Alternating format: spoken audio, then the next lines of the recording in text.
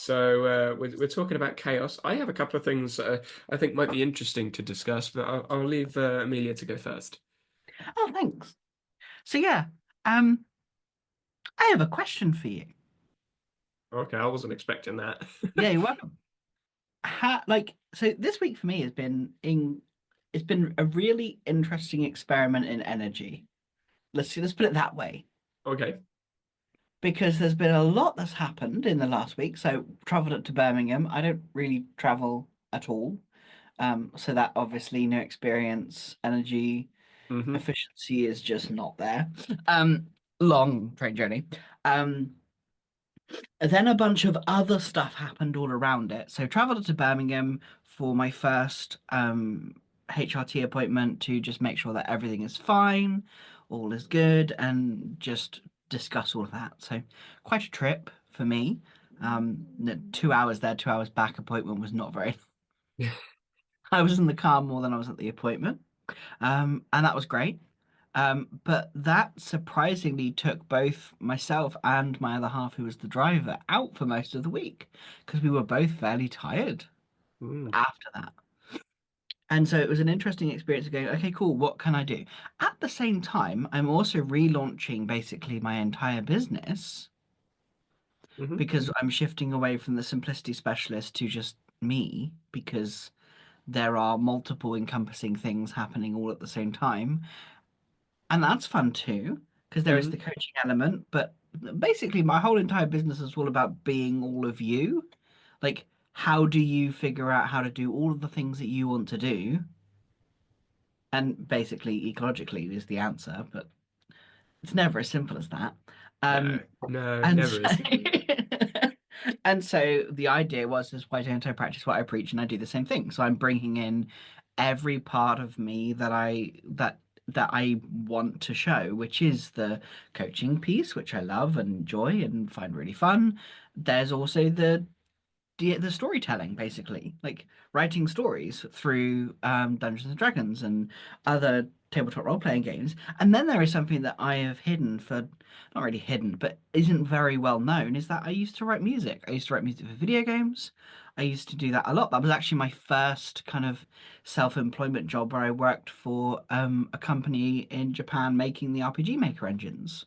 Mm. Um, and I produced music as a freelance composer there.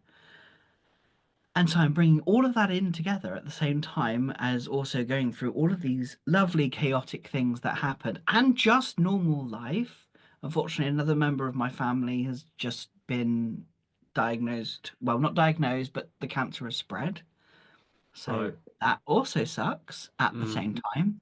And so all of these things are happening all at the same time. On top of my role at Kit, Yep. which has various Work. expectations and work. Um, and it's been very interesting as an act of like figuring out my capacity when it's chaotic, which thankfully, because I have the ecological approach, I don't have to plan it all, figure it all out. I'm able to work dynamically through it. But I think it's quite an interesting experience for like those who aren't fully there yet because I remember you've had loads of feedback in the past like, well, how do you do all these things? Well, I just do them kind of thing. It's just they kind Mhm. of just happen. You mentioned you had a question. Is there a question in there, or is that more of a here's a story. What are your thoughts? It was originally it was going to be how do you like what do you do? Like how do you manage it? How especially when you're early on in your kind of ecological journey because there's so much layers of nonsense that can be attached to having to slow down. Did you ever experience those layers of nonsense of having to slow down because you just couldn't? Or was that not something you have really had? When you say slow down, I'm in the meaning I'm putting on that is not doing everything that I think I wanted to do at that point. Yes, that is what I'm meaning, yeah. Yeah. Yes, I did experience that at the start, and yes, I still do now because I recognize my energy like that. It's not something that I wouldn't recognize. Mm. now that I'm familiar with the approach because I'm attuning to the information, which specifying information is the energy that I have. So it's actually useful and potentially even what we're looking for. Mm. Because we're looking to manage our energy, manage our ability to do lots of things or not so many things, and because we're attuning to how much we have, some days, sometimes and some days will be, nope, not today. Other days will be, yep, let's go full steam ahead. For me, because of the way that I am more a full steam ahead person most of the Mm. time than a slow down, but I still slow down. It's a slowdown in comparison to the full steam ahead. Like today will probably be a slower day, but if I compare my day to other people's, they were like, "Wow, you're really busy." I mean, eh, I'm doing things, but I'm not doing as many things as I potentially could be doing. Um, and that's where, for me, those of you listening can probably tell, I have a cold at the moment. That's where for me energy, like the way that I see the energy is, I have enough energy to do these things, and I'm going to go and do those things. If I struggle to finish those things, then I will just stop and then do something else. And something that I feel a lot of people feel it a little bit like, what are you doing when I when I tell them that I do this? If I'm watching a film downstairs, lunch break in spare time, well, spare time, I make the time to take a break to rest and recover. If I feel like I want to go and do some work, I will stop the film halfway through. If it's an hour long film or an hour and a half film and I'm like 40 minutes in, I will stop it and just go upstairs and do whatever it is that I want to work. Or if I'm in the middle of something, I will just stop it and go elsewhere, do something, come back and then finish it. That's cool. Because I recognize that my attention right now wants to be elsewhere. Mm. Like I want to go elsewhere, and so I ask myself, okay, because ecological dynamics, when you break it all the way down, it's problem solving. I have a problem right now. My attention is elsewhere, and I'm doing this thing. But there are multiple potential solutions, of course. One of those solutions is go and do that thing. And so I ask myself, can I go and do that thing? Are there any constraints in this situation that prevent me from just dropping what it is that I'm doing, like watching a film? No. So the solution is go do that thing. Previously, I would have thought, no, actually, I can't go and do that thing because I'm watching this film. I need to stay and finish this film. But who said that I need to finish this film? Society's expectations that when you're watching a film you need to finish it. Well, that's not to me a valid constraint for why I would put myself through this. But Some it's an people, open loop. yeah, but all loops are open. Yeah, I know. It is. I do Some find the people would say open it's loop being intentional, but I'm conversation. like, ugh, I, I I do find the open loop philosophy, open loop, closed loop thing very fascinating now. Like, yeah, but when do you know a loop's closed? How do you define, like, where do you put that closed loop? When is it closed? How is it closed? When do you define? And it's like, but then, well, I don't know. I said, then how do you know the loop's closed? Well, I don't. Exactly. So it's an open loop. Why are we caring about loops? I want to get things done. I don't want to care about loops. again, I think it's one of the metaphors that's used that's been turned into or morphed, emerged, evolved, whatever word you want to put there, into a buzzword, into a buzz term that's used, but the meaning behind it is lost, Mm, which yeah. is where I wish people would clean up their language. It's not like the language is dirty, it's just there's so much complexity added with the language that's used that if we Yeah. clean it up, it simplifies a lot of the communication that we have with individuals. Someone messaged me recently through work, and they apologized for their brevity. No, I appreciate the brevity because you've got to the point. You've said what I actually need to read to understand your problem. I don't want to be reading 4 or 5 paragraphs of your life story and all of the problems that you have and the text when all you really needed to know was how do I add a task on my calendar? Just ask the question. Hi, how do I add a task on my calendar? Name. Done. I don't need the rest of the information, but it's given. And that's where I feel us as a society tends to overshare. It's interesting because for me, when I first started the work that I do at Kit, I was having the same problem. Like I would just share what I needed and then stopped. It was only out of the, don't forget to put a little bit about that. I'm like, why? They want me to get this done. I'm going to get this done because that's my role is to help them do what they need to do, what I need to do for them, being purposely vague. Um, and so it's like I'll just send the message, the thing that I need, and then bye. But now I actually add in, it's only ever a line, just like, hey, great to speak to you, or hey this, or what blah, blah, blah, blah. Just a little bit of I have it as a macro. that's a really good idea. I think I might do that. Yeah, I might I add that have to I it. have the hi, the oh, it's great that you've reached out and thank you and blah blah at the top, and then the stuff at the bottom of have a wonderful day and all the niceties I have as a macro. So I just hash P because that's what it's saved. Well, it's not saved as P, but it's the one that goes to the top.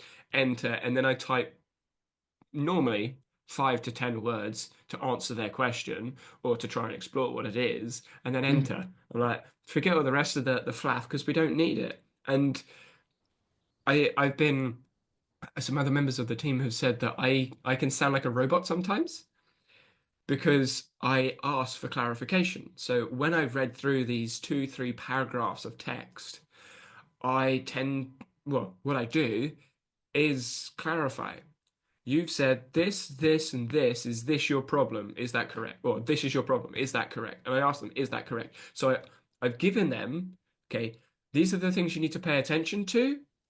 And your next intention is to tell me this is correct or not. If it's correct, great, I've understood you. If it's not correct, please explain because that's already in the is that correct question. mm. And so I skip 2 or 3 interactions with the person by Yeah. shifting my language to make it clear what my attention and what my intention is with the conversation. Mm. And I was having a different conversation with someone to do with grants with Eastbourne Trampoline, and we had again a similar conversation about paying attention to information, what you're doing for work, and all these sorts of things. And I was because they were doing a personality profile on me, which yeah, I don't like them, but they did it, and we were like, cool. And through the conversation, I think they recognized that I don't fit in any one of them, which I said like a month ago I wouldn't, and no one does. But and through the conversation, they recognize that I'm very dynamic and I'm very adaptable to different situations. And I said, I bloody hate those questions because they're so like static for that moment. And I want to usually my answer to every single one of those questions is it depends. But you want me to choose one of five so you can put me in a category. so they'd shifted the questions to avoid the agree, disagree, or it depends, and they actually had sort of like more like less like that thing or the other Likert scale, which I can't remember. And the questions were very because they were grouped questions. They were which one do you align to the most? So you had to pick one of the statements that you align to the most on a like most or least sort of. And I'm like, it depends on the situation. So I was hypothetically at Eastbourne Trampoline working while answering these questions, but through the conversation, because this profile was meant to trigger conversation, I kept saying the same thing. I problem solve stuff. I problem solve stuff. If there's a problem, I try and find a solution to it. And they eventually, towards the end of this conversation, they recognize, oh, so you're a very adaptable person. I'm like, I am now, yes, but I wasn't in the past because I've developed skills. Oh, what skills have you developed? Lots of different ones to solve problems. Like, and and to give you an idea, they follow this idea that you are naturally gifted at certain things, and um, yeah, there's a They naturally drift towards smaller group presentations rather than social media or being the center of attention at the top of a stage. And I was like, oh, you naturally drift that way. We didn't explore it because it was meant to be exploring me, but mm, my initial question would be, okay, well, did you grow up with social media? The answer would be no. Did you grow up presenting on stage? The answer would be no. During work, do they go on stage often? No. During work, do they do social media? No. So do they naturally drift towards smaller conversations, or is it just the experience they've had the most so they feel the most comfortable in? Like, when I put those things, lay those things out, I think logically everyone can follow a very similar way of thinking. But without laying out that information, naturally, I'm naturally drawn to. Are you naturally drawn, or is it just what you're most familiar with? General adaptation syndrome, gas. We use it or lose it. We will follow things that we are used to. And yeah, so when I think about explaining ecological dynamics, ecological psychology, I lean towards attention, intention, and problem solving. Because that's pretty much it. Yeah, Once you have all of those things, that's it. yeah. And when people say, well, how do you solve this problem? What are you paying attention to? What is your intention there? What were they paying attention to? What do you think their intention was there? Because we can perceive affordances for others, shared affordances, but obviously we wouldn't talk about that. And then go from there. And I think some of the biggest struggles people have with solving problems is not recognizing the affordances of others because they're not paying attention to others. Yeah. I did see it in the WhatsApp group that I'm in with you. I did see the wonderful Oh qualification question. my, yeah, yeah, yeah. I am so intrigued how you dealt with that. As someone who has considered having like taking a coaching qualification or coaching adjacent qualification, like To be completely frank, I just bashed my head against the wall for a couple of hours trying to write this logbook, go downstairs, chill out, eat something, and then get back to it another day because that is a perfect example of an activity that drains my energy. I, using because that is so highly constrained hmm that it's actually, I believe, slightly more harmful than good. it's far more harmful than good. For Like those it, that it are, for those that are educated, they have to deliberately give you incorrect answers, and I'm saying incorrect because of the science that they are suggesting is true. You have to deliberately create incorrect answers, deliberately add like 4 or 5 times the amount of work to what you would be doing, like to bring some specificity to this. I have to create 4 different lesson plans for goals for people learning trampoline. Each of those lesson plans has to be 3 pages worth of information for an hour-long lesson. Mine are 40 minutes. That's even harder. And I have to timestamp each point. I have to describe the activity. I have to explain all of the coaching points and then share the equipment.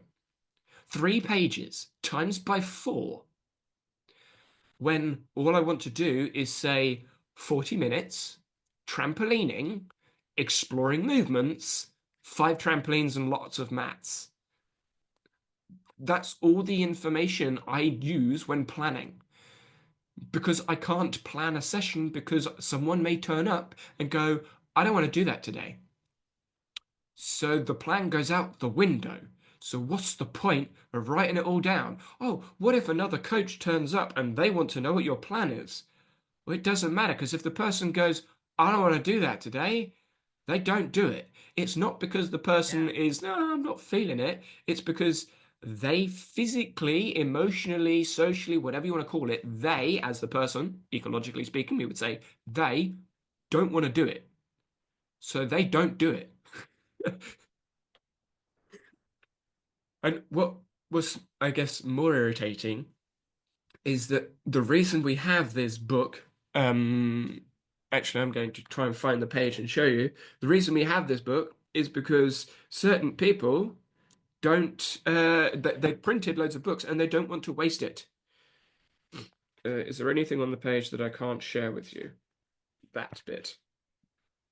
So people watching on YouTube, oh yeah, I'm not even, oh, actually, it's actually better off back here. There we go. Hmm. Like this is a paper copy. It's a book. It's a huge book, but I have it on PDF. Why do I need this?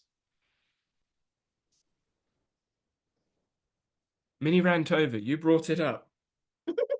I did it on purpose because I wanted to hear the rant because I felt like it was needed. But it I Most of the coaches agree with me as well. It's like, ah, because that's the thing that always ends up with me going, yeah, no, I'm just not gonna because I'm gonna end up teaching the teachers. but this is why so many people don't do coach education. But coach education isn't poor. The poor part is the curriculum and the syllabus that's being used. A lot of the mentors and the tutors don't agree with the syllabus and the curriculums that are put in the courses, but that's the curriculum and the course that they need to follow. Now, do they follow ecological dynamics? Hell no. Mm-mm. But they're open to having that conversation. But the people that are there are not going to challenge them because they are the teacher and the teacher tells them the answers. And that is so backwards, Mm.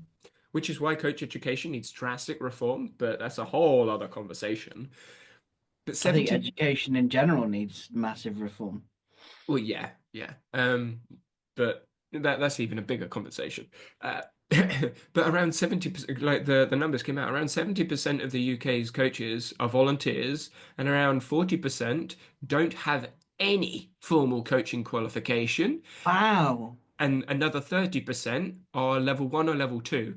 Level one football, for example, is a couple of weekend courses, putting cones on the floor and getting other adults in the course to run around and do the session.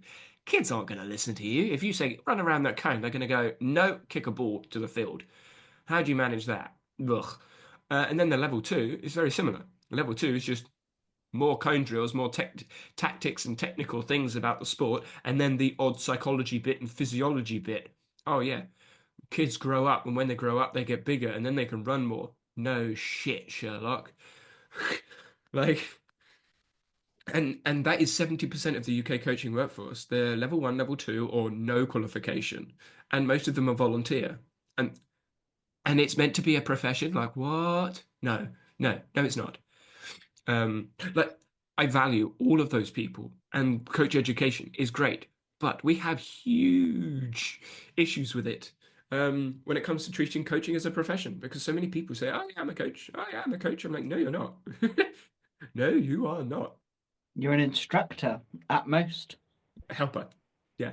I mean, there was you say your thoughts on because I did you read the message that I put in about the trampolini stuff? Yes, it was a few days ago.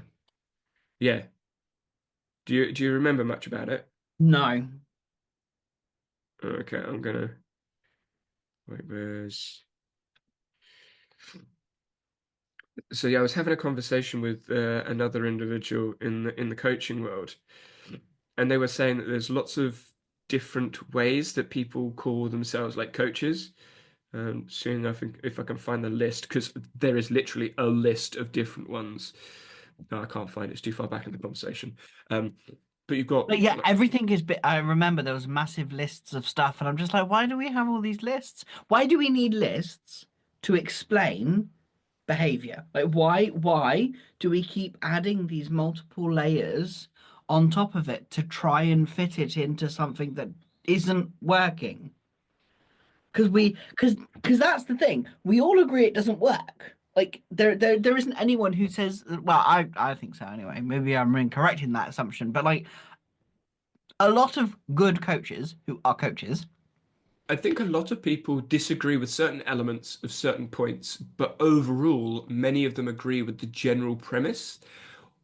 but that's because it's so broad. Mm, Like if you say coaching is to help people, well, yeah, everyone's going to agree with that. But when you go a little bit deeper, coaches help people by telling them the answers. A lot of coaches will still agree with that, but they'll say, well, it depends on how you give them the answers. And some coaches will say, no, you should be guiding them with questions, but you can suggest some answers more than others. And you do that by mm, using constraints. And that's where the conversation moves on. But a lot of people don't get that deep mm, into the conversation of the profession. mm, And that's where you've got like coaches, tutors, mentors, professors, helpers, assistant coaches, and all the rest of the others are like, no, you've got a coach, you've got a helper, and that's about it.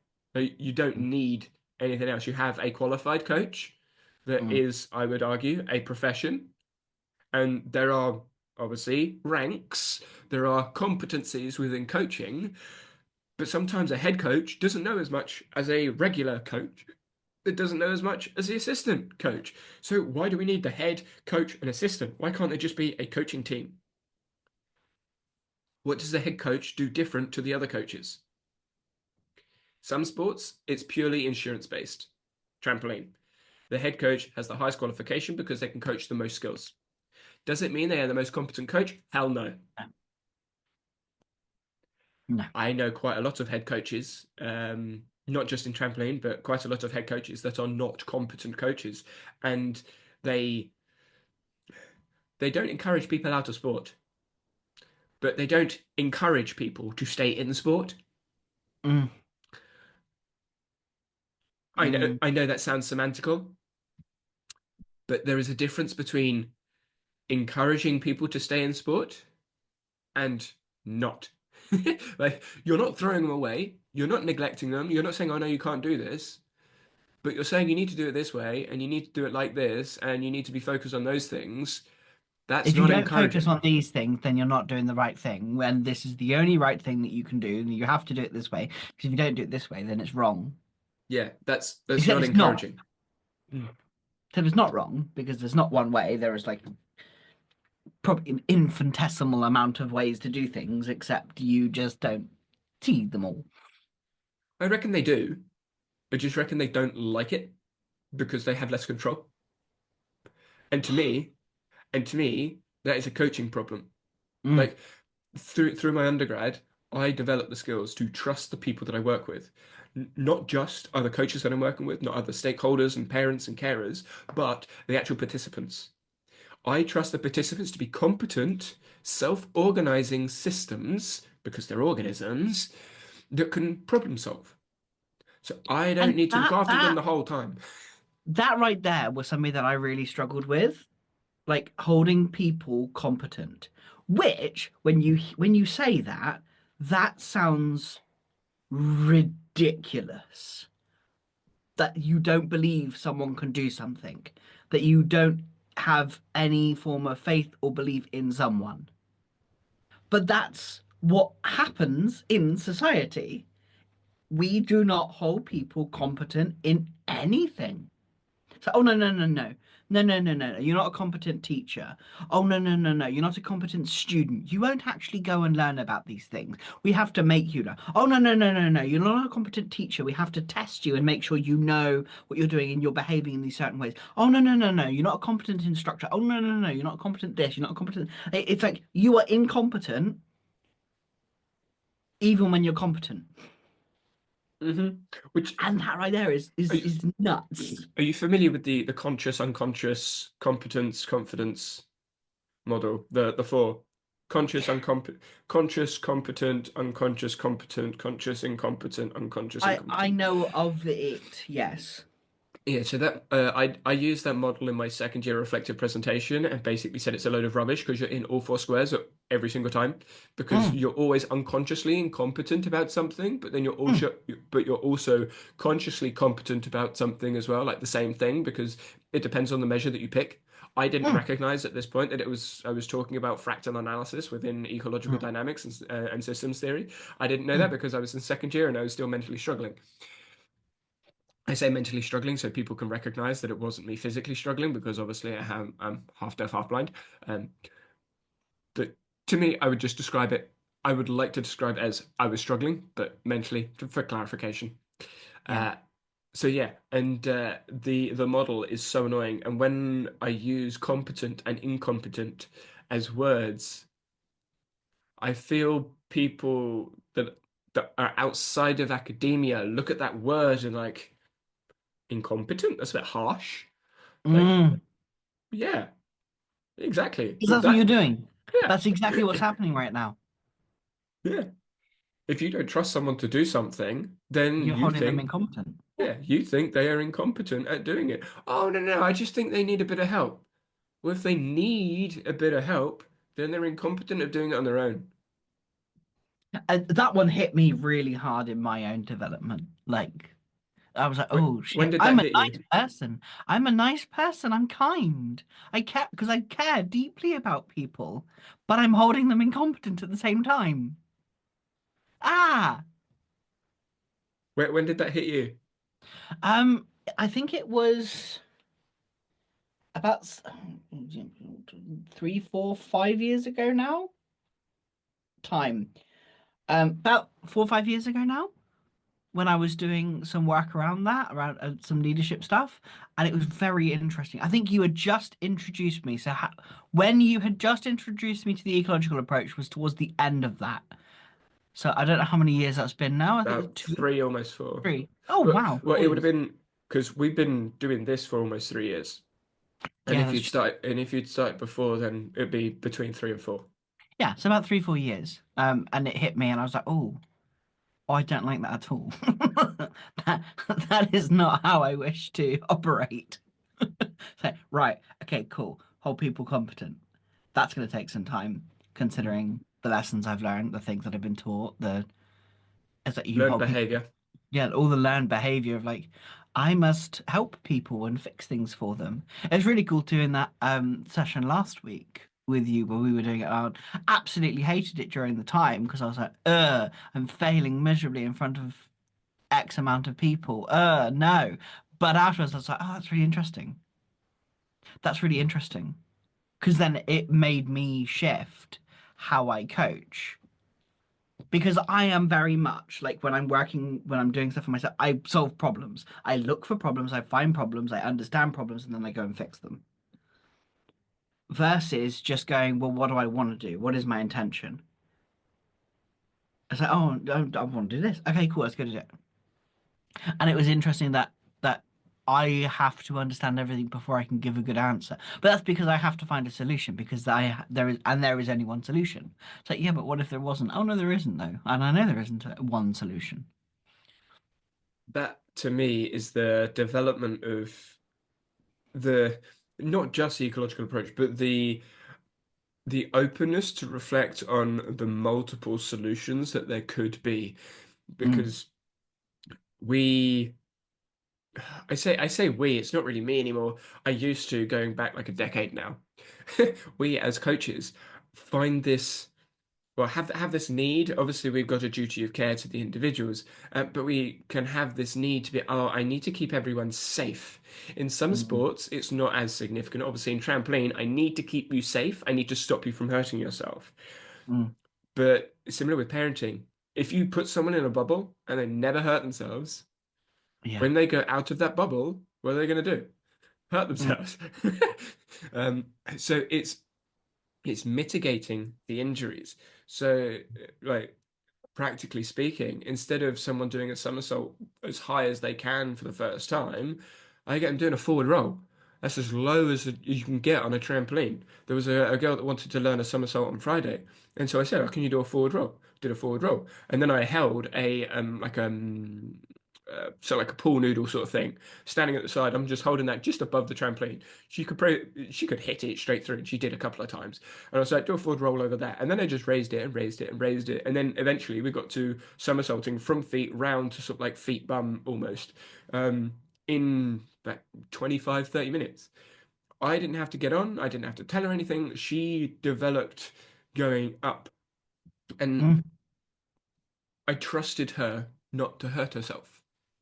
mm, It wasn't like a, right, I need to get on and I need to be in control of you so that you don't fall off. You don't, no. There you go. Flip over that. Which I feel some coaches may look at and go, no, no, because you're teaching them to travel forwards in the somersault. Are they going to do that anyway? Yes. Oh, but they're going to put their head down. Are they going to do that anyway? Yes. Because they want to see more. Even people that compete do things that you wouldn't ideally want them to do because it's comfortable for them. It's their solution. Mm. So yeah, yeah, it's So, crazy. this actually makes me think about. So, I'm currently voice training. For those who don't know, it's basically a way of feminizing my voice because HRT does not actually change it because my vocal cords have done all they're going to do. So I have to train to lift the vocal cords. And so that was as I was learning, and I had my first piece of homework from last week, and I was doing that.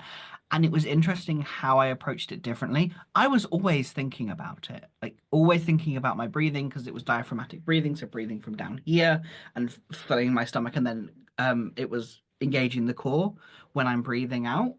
Um, which I didn't ever, well, I knew about from singing, but didn't do all the time. And basically, because a feminized voice is more breathier, um, I will need more breath. So I'll let you finish off that in a second. I'm curious why the focus is internal and not external. What do you mean?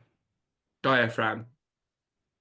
Like you're talking about your diaphragm, you're talking about everything everything there was Mm, internally focused, like on a muscle or on a mm, joint or on something internal. There was mm. nothing about an external focus of an output, a behavior, a reason, a problem, like the sound of the voice.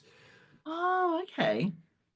Because, like in trampoline, I could say, okay, to jump up, you need to bend your knees to this angle, you need to flex your toes at this angle, and then you need to move your arms forwards like that. Or I could say, try and jump higher than that. Mm, Internal focus oftentimes is less effective than external focus when you're trying to problem solve. Because us as organisms are looking to solve behavioral problems, which is externally focused. hmm. But all of those points seemed very internally They were focused. internal, weren't they? Versus the lesson that I had this week is the practice of using the breath and putting and pushing out that breath as I'm using different vowels. See, And that then a sounds to passage. me more representative Mm. of the And it's behavior really you actually funny want to hit. because the thing that I found more interesting, like I did do a little bit of breathing because I was just interested. For me, I'm just interested anyway. But I think that's because that was where it was like, oh, you got to learn how to, you learn how to breathe. And I'm like, okay, cool. Well, I know how to breathe, but also I know that I will need more breath. So that's fine. I'm curious enough, which is why I think for me it works. But for someone else, I could imagine they'd be stuck for multiple weeks there because it's not representative of what's actually happening.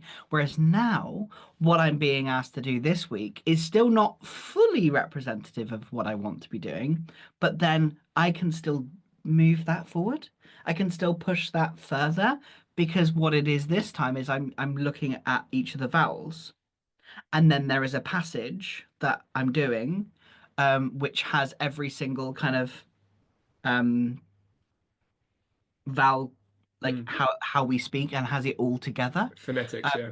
yes, yeah, the phonetics. That's what I was looking for. Thank you. Yeah, and so I am more likely to practice that because I want that. That's So, what I'm uh, after. three questions. First one, why don't you practice it straight away? Because you got to, well, because I was told not to. That's what I thought. Second question, when it comes to the breathing, Mm. is the breathing the same as talking, or are they different skills? They are slightly different skills. Breathing and talking, are they different skills?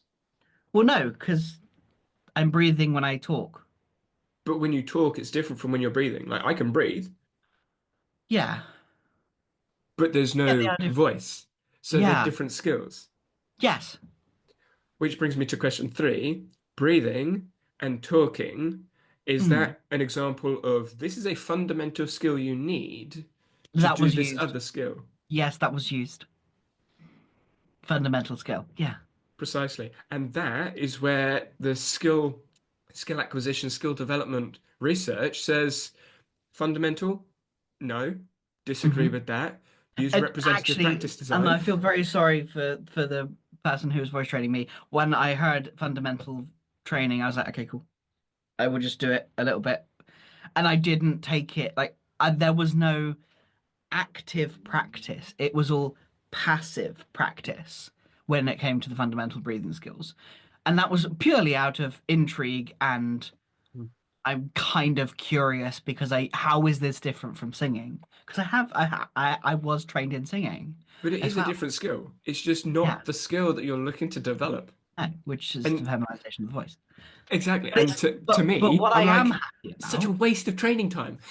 yeah. But what I do like is the fact that this second session I'm already being asked to speak in sentences because I was worried it was going to be a long time before I would immediately start speaking in sentences. So why don't you do it now? Why don't I do it now? We're speaking in sentences now. Yeah, So because I'm not. no, but that would be my question. Like when there is a trampoline, I am on the Yeah. trampoline practicing if it's available. If there is Mm. a football, I will play football and I will develop those skills. Is it a deliberate practice session? No. But am I practicing? Yes. With something like speech, you can do it whenever you talk. With something like energy management, I can do it whenever I'm acting, which That's is true. literally whenever. There is some practice going on because I am thinking about what my voice sounds like. Like that is Knowledge something that of, knowledge I'm doing. about. Yeah, that's true. That's very true. Oh, that's a good question. So what's the Yeah, best way to practice something? do it.